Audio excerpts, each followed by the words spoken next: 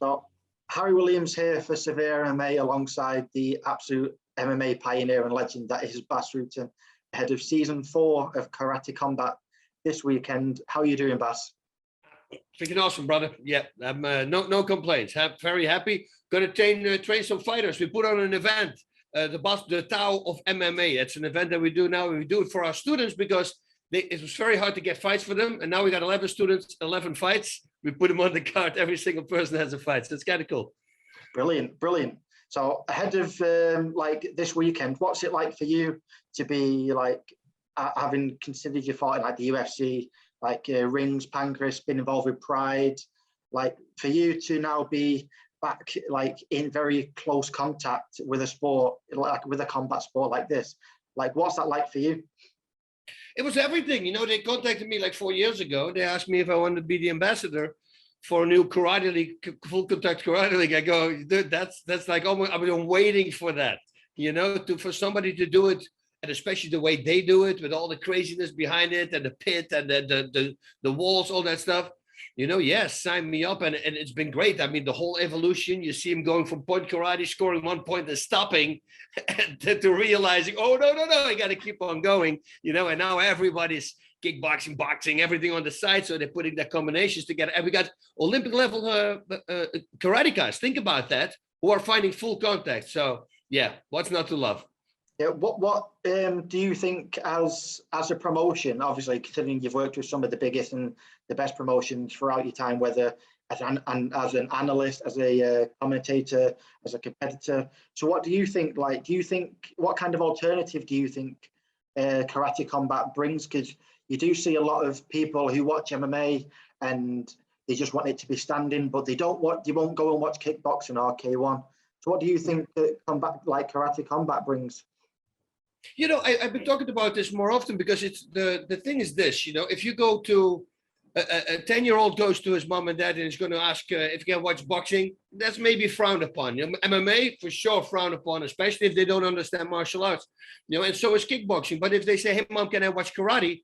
I'm pretty sure every parent's going to say, oh yeah, you got, maybe we're going to jump on the couch with him and going to watch it, maybe her or him. So yeah, I truly believe this will open a lot of doors. I mean, karate.com is their domain name. I mean, it's all, the sport is, I mean, everybody knows karate. I've never seen it presented like this. And I truly believe it, especially when you see guys like Russell Vina from other organizations who already are really good at, like, for the Glory Kickboxing. And these guys start coming in right now. Hocha, I mean, he's doing phenomenal. Screevers, all these guys, I mean, they're getting so good that we got all these different blends. We got Kyokushin, Shinryu, we got, I mean, you name it, Kampo Karate, Ashihara, everybody is there. I can literally see the styles differences between each other as well. So I think for the people at home, and especially the way Karate Combat brings it, like for instance, last year, we were in the past, right? And then we go like, okay, we go to the past. Let's see where karate was born. Oh, we go back to Okinawa and we do a little bit of a history lesson. So now people know where it comes from, how it started, you know. It's kind of cool, you know, all the settings that we're in. And then, of course, this season, this is going to be a freaking crazy season. And this year, we're going to start doing live shows, which is going to be amazing as well. And now, like this time round, to make it even cooler, you've got like Wonder Boy, like Machida and GSP on board. Like, what do you think that brings and adds to the whole show? It's everything now. All these guys are hardcore karatekas. I mean, their heart is there, like Leon and Machida. I mean, he comes in with this crazy, and you will see this once you start watching the show, that he knows all these Japanese terms for not only for the punches and the kicks, because I know those and a lot of karatekas know this, but also for situations, you know, how to, when somebody attacks from the outside, there's a name for in Japanese, and he knows all these sayings. And it's so badass because I'm sitting there, I'm just listening to him because I enjoy it. So like with the whole promotion, like it's really kind of come out of nowhere, and you've got like the Fight Pass deals as well and everything, and that's promoting it.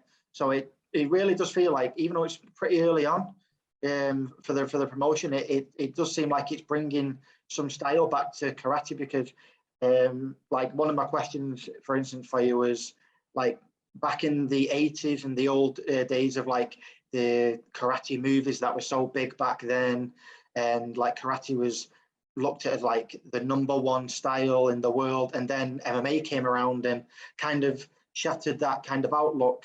Like, Yeah. how do you feel about, do you feel like karate combat's kind of bringing some legitimacy and authenticity back to karate?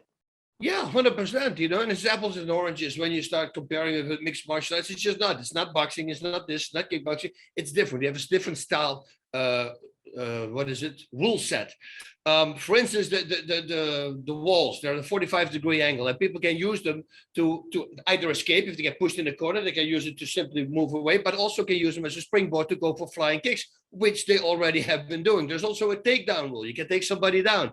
No single legs. There's certain rules about the kind of takedowns, because otherwise it's going to be a hug fest, and they want to stay far away from that.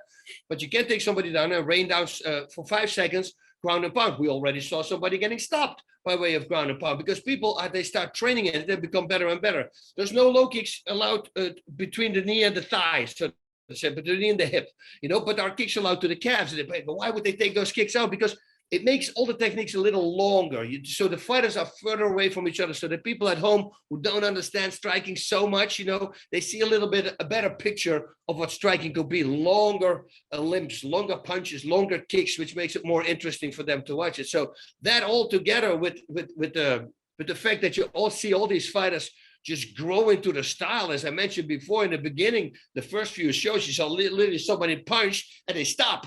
And then the other person was just kept going, and he goes, "Oh shoot, I got to keep on going." You see, and now everybody's on that same train, and now everybody starts fighting. And then again, you know, as I mentioned before, you got these high-level karatekas, and now fighting full contact. I mean, you see them grow every single time you see them fight. And obviously, with the whole promotion, there's a difference in the glove as well. And like, do you think like the smaller glove like that you see in terms like the UFC standard 4-ounce glove compared to what they're using in karate combat, like I think it's the 8-ounce like kind of sparring glove, like how do you think that helps like avoid eye pokes and stuff like that with such like open hand kind of karate? We haven't seen anybody get an open hand, but as you see, if you have the gloves on, your fingers are a little bit bent as well. And believe it or not, that's also with the MMA gloves somehow. But people, listen, in Pancras was open hand strikes to the face. Nobody got poked in the eye. Go figure, right? And now you see these people. So most of the time, I'm a conspiracy theorist for that kind of stuff. If you see a really good fighter, complete control, and he's poking, come on, man. It's almost like if you're that good, you're kind of knowing that you're doing. Come on, I would know, right? And I was a professional fighter. There's a guy way better than they know. You know, they just have to go and stop it after the penalties need to go more severe. That's what I believe. But in karate combat, you don't see it.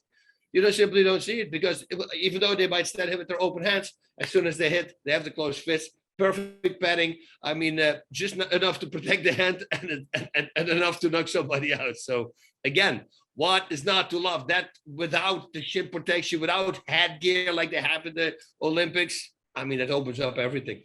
Do you think the 8-ounce glove, for instance, alters the whole striking approach?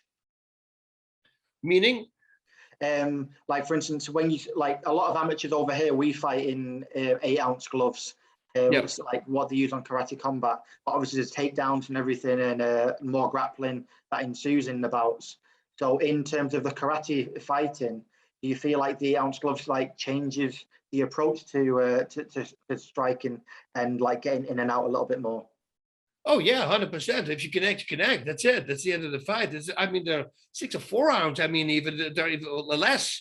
You know, and like I said, there's just enough padding. It's also open in the hands, so you can make it a closer fist. Most of the time, when you have a lot of leather on the inside of your hand, you can't really close your hand. So then, if you get a fist like this, so you're kind of hitting with this part instead of the real knuckles. But with here, because it's completely open, you only have these little tiny loops on the inside, but you can completely close your fist. So it makes for a better fist, which of course is karatekas. It's a very important thing to have. And in terms of like modern MMA, like with such like a showman like ship background of yours, like do you feel like what you're bringing in terms of your personality to karate combat? What's your outlook on modern MMA? Do you feel like there's something missing that karate combat kind of brings? You know what I'd always enjoy about karate is this just the discipline, you know, and you do see a difference. You see that we had guys who really don't like each other at the weigh-in. They're not touching each other. They're not starting punch. One time they did, but it was for fun, just to mess with the president, Adam. And then he was freaking out, and then I started laughing. No, we're just messing with you. You see, but you see guys who really don't like each other. They're getting in their space and they're talking, but as soon as they step away, first of all, they don't touch each other. But when they step away, they both greet each other again. You see, the respect will always be there, and that's what I enjoy from karate. And you see that throughout. You see that in the interviews, the way they present themselves. I think it's a little bit more classy. And don't get me wrong, there's a lot of classy guys in MMA and in kickboxing as well. But you have also guys who are not classy. And I have yet to see the first one in karate combat who's not classy. Yeah, it is becoming more of a norm in MMA now for people to be pushing and shoving on the stage. So that's one thing that I definitely have noticed in karate combat. They do kind of take the old tradition of the history of karate a little bit more seriously.